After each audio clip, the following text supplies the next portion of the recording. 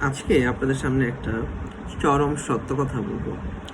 আমরা মানুষেরা খারাপ মানুষের সাথে কম্পিটিশনে লাগি, আর তার বেনিফিট আমরা কি পাই জানেন? বেনিফিটে আমাদের যে ভালো গুণগুলো আছে না, সেগুলো আমরা বিলীন করে দিই।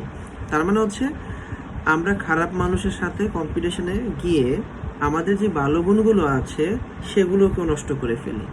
তো আমাদের অ্যাজ এ হিউম্যান বিইং হিসেবে, এজ এ আল্লাহর ভালো বান্ধা হিসেবে আমাদের উচিত মানুষের খারাপ গুণের সাথে কম্পিটিশন না করে, মানুষের খারাপ দিকগুলোকে ফলো না করে, নিজের যে ভালো জিনিসগুলো আছে সেগুলোকে মানুষের সামনে উপস্থাপন করা এবং নিজের সম্পর্কে জানা এবং সমাজে ভালো কিছু দেওয়ার চেষ্টা করাটাই আমাদের কিন্তু মূল লক্ষ্য হওয়া উচিত। কিন্তু আমরা আমাদের সেই মূল লক্ষ্য থেকে কি করি?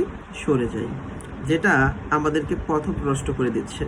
সো আমি বলবো, আমরা মানুষের খারাপ দিকটাতে ছুটবো না, আমরা আমাদের নিজের ভালো দিকগুলো সমাজে এবং আমাদের আশেপাশে মানুষজন এবং প্রতিবেশীদের মাঝে ছড়িয়ে দিব, এবং অন্যের খারাপের সাথে আমরা কি করব না? কম্পিটিশন করব না।